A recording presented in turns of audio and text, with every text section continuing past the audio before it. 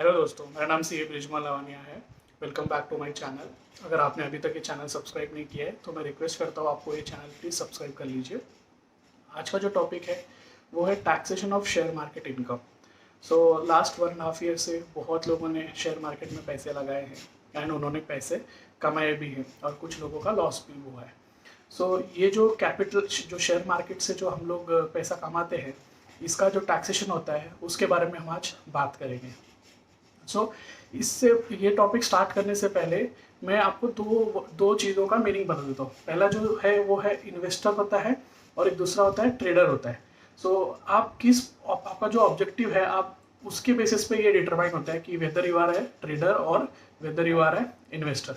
जो ट्रेडर होता है वो उसका मेन बिजनेस ही ये होता है, ओके, कि वो ट्रेड करने के लिए डेली बेसिस पे ट्रेड करता है एंड फुल्ली फोकस होकर वो पूरा काम, उसका बिजनेस ही पूरा मेन यही रहता है, इसलिए उसको हम लोग ट्रेडर बोलते हैं। जो ट्रेडर होता है वो जो इनकम अर्न करेगा उसको हम लोग बिजनेस इनकम बोलेंगे इन taxation language.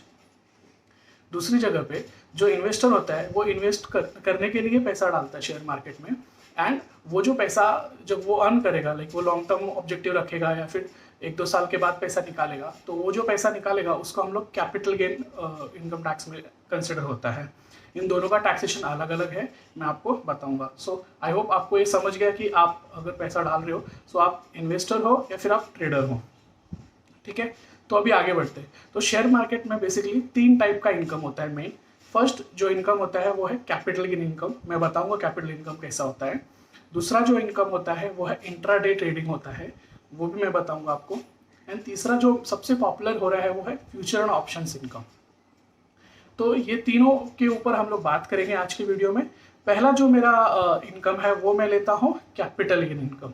So basically capital gain income को हम लोग डिलीवरी बेस्ड ट्रांजेक्शन भी बोलते हैं, कि हम लोग बेसिकली उनका डिलीवरी लेते हैं, लाइक एक्चुअल में हम लोग हमारे डीमैट अकाउंट में वो शेयर्स होल्ड करते हैं। अभी कैपिटल गेन इनकम 2 टाइप का होता है। फर्स्ट बोलते हैं हम लोग उसको शॉर्ट टर्म कैपिटल गेन और शॉर्ट टर्म कैपिटल लॉस। ये short term capital gain based on duration define होता है। अगर आप कोई शेयर्स विद इन 12 मंथ्स के अंदर खरीद के बेच रहे हो तो उसको हम लोग बोलेंगे शॉर्ट टर्म पीरियड। बेसिकली जो ये शॉर्ट टर्म होता है ये 12 मंथ्स का रहता है। सेम लॉन्ग टर्म का भी डिफाइन करेंगे जब मोर देन 12 मंथ्स जाएगा, ओके।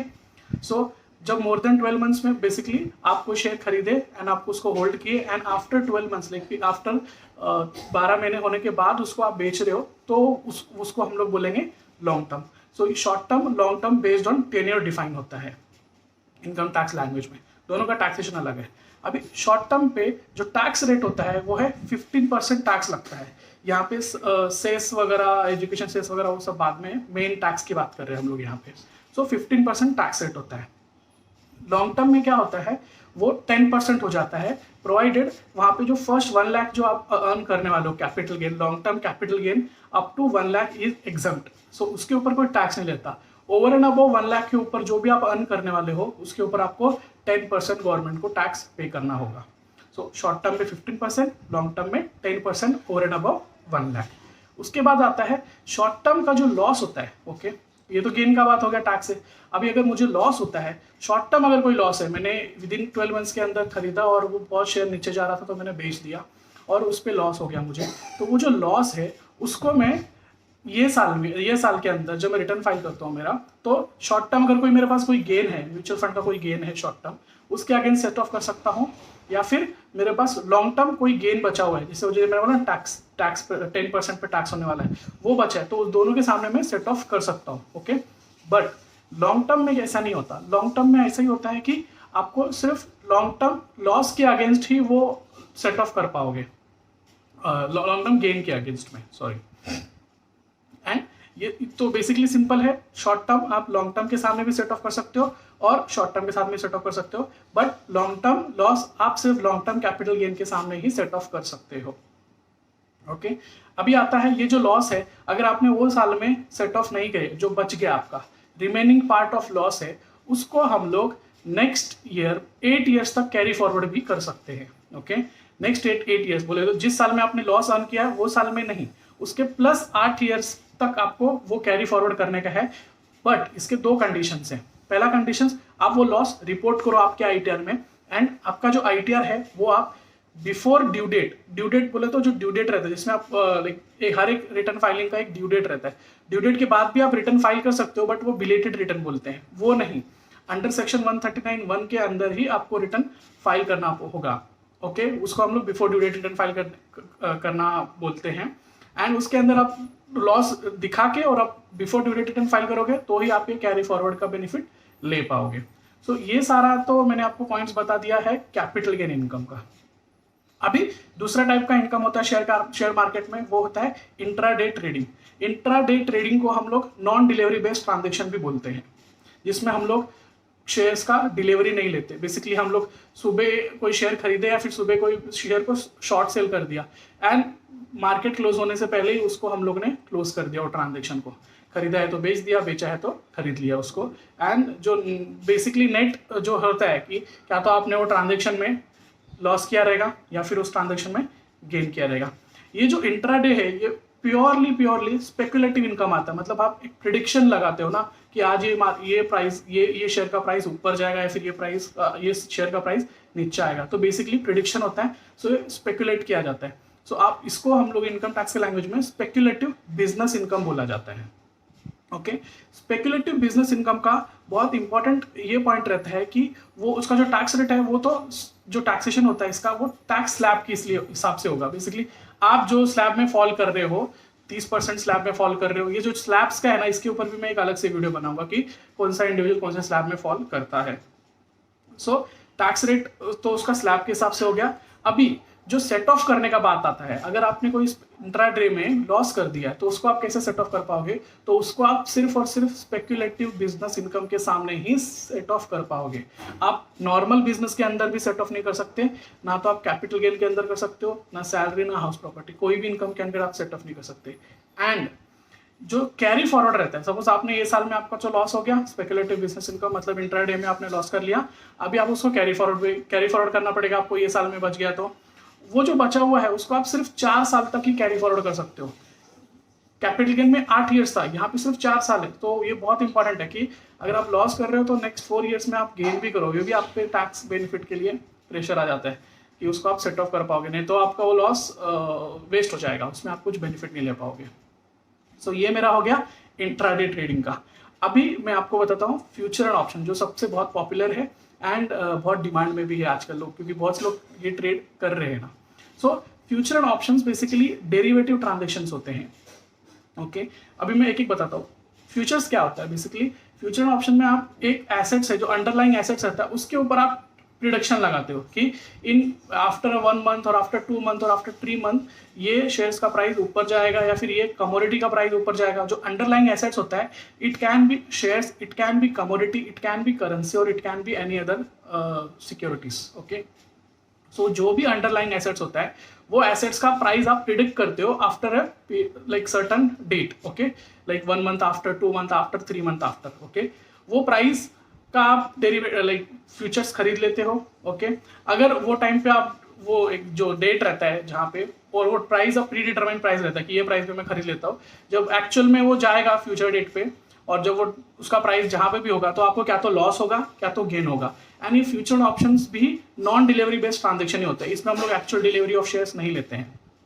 ओके, सो यहाँ पे क्या तो आपको लॉस होगा क्या तो आपको गेन होगा।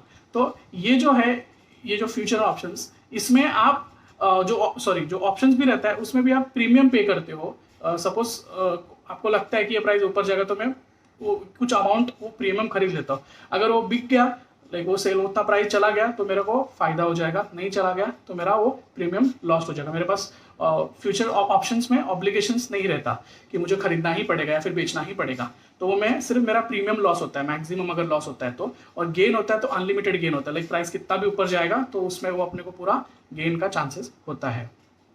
अभी फ्यूचर एंड ऑप्शंस का ट्रीटमेंट कैसा होता है। सो टैक्सेशन में फ्यूचर एंड ऑप्शंस को हम लोग बिजनेस इनकम ही कंसिडर करते हैं, नॉर्मल बिजनेस इनकम, ये स्पेकुलेटिव बिजनेस इनकम नहीं है। तो नॉर्मल बिजनेस इनकम है, मतलब इसको हम लोग सेट ऑफ किसके सामने कर सकते हैं, हाउस प्रॉपर्टी का अगर कोई इनकम है, मेरा रेंटल इनकम है, उसके सामने सेट ऑफ कर सकता हूँ। अदर सोर्सेस का कोई इनकम आता है मेरे पास, उसके सामने सेट ऑफ कर सकता हूँ। बट वेरी वेरी इंपॉर्टेंट, आप सैलरी के अगेंस्ट उसको सेट ऑफ नहीं कर सकते।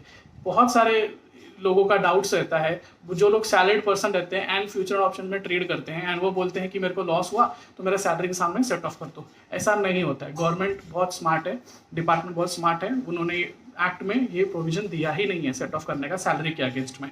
आप कोई इनकम रहेगा उसके सामने सेट ऑफ कर सकते हो आप। अभी आता है कैरी फॉरवर्ड। ये जो है इसको आप कैरी फॉरवर्ड 8 ईयर्स तक कर सकते हो, same like capital gain losses का।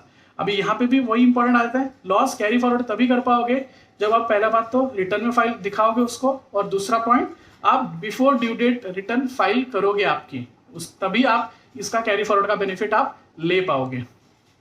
अभी आता है इसी में फ्यूचर ऑप्शंस में, सिंस ये बिजनेस इनकम हो गया तो बिजनेस इनकम में टैक्स ऑडिट का भी एक क्राइटेरिया जाता है। अभी टैक्स ऑडिट के लिए लिमिट था, अभी पहले तो 1 करोड़ था, अभी वहाँ पे 10 करोड़ हो गया। 10 करोड़ वही कंडीशन में आता है जहाँ पे आपका 95% ट्रांजेक्शन नॉन कैश में होता है, तो ऑब्वियसली फ्यूचर ऑप्शन का तो आप नॉन कैश में होता है।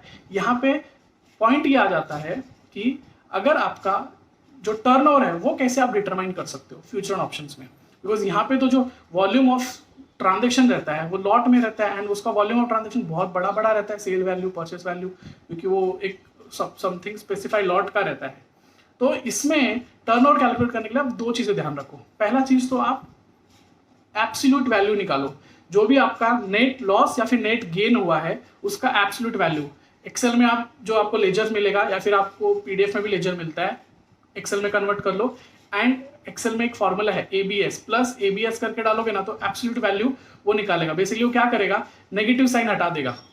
सो जो प्रॉफिट है उसका तो ऑलरेडी पॉजिटिव साइन रहता है, लॉसेस का नेगेटिव साइन रहता है, तो नेगेटिव साइन भी हटा दो उसका एंड टोटल करो एब्सोल्यूट वैल्यू ऑफ ये प्रॉफिट एंड लॉस का, तो टोटल आएगा वो अगर 1 करोड़ के ऊपर होता है उसी को हम लोग टर्नओवर में कंसिडर करते हैं। और यहाँ पे एक और पॉइंट आ जाता है, ऑप्शंस में अगर आपने प्रीमियम मिला है आपको कोई चीज पे, ठीक है, वो प्रीमियम भी आप इसमें एड ऑन कर दोगे ये टर्नओवर में।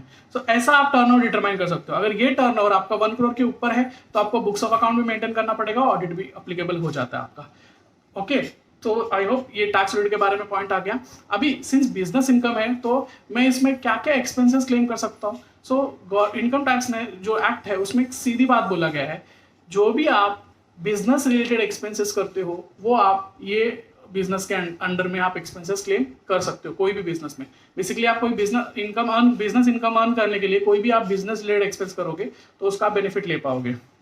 अभी फ्यूचर ऑप्शंस में आप क्या क्या एक्सपेंस कर सकते हो, जैसे फॉर एग्जांपल आपने एक प्रॉपर ऑफिस सेटअप किया आपका, या फिर घर में एक डेस्क सेटअप किया, वहाँ पे आप इंटरनेट चार्जेस देते हो, आप कोई सब्सक्रिप्शन लिया है आपने जर्नल का जहाँ से आपको स्टॉक मार्केट के अपडेट्स आते हुए हैं, ओके, या फिर आपने कोई प्रोफेशनल का सर्विस लिया है वो आपको बताता है, या फिर आपने एक ऑफिस सेटअप किया है उसके लिए ट्रेडिंग करने के लिए, तो ऑफिस का कुछ रेंट वगैरह रहता है, उसका कुछ स्टाफ है जो वो चीज़ को मेंटेन करता है, वो सारा एक्सपेंसेस आप क्लेम कर सकते हो इसमें।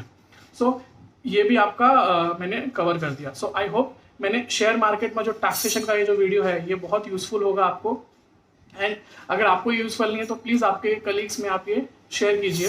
आपका जो भी कोई फीडबैक है प्लीज़ मुझे कमेंट्स में बताइए, एंड ये वीडियो को अगर आपको वीडियो अच्छा लगा तो प्लीज़ लाइक कर दीजिए, और अभी तक अगर आपने चैनल को सब्सक्राइब नहीं किया है so I request please please please ये चैनल को सब्सक्राइब कर लीजिए। Thank you so much, thank you.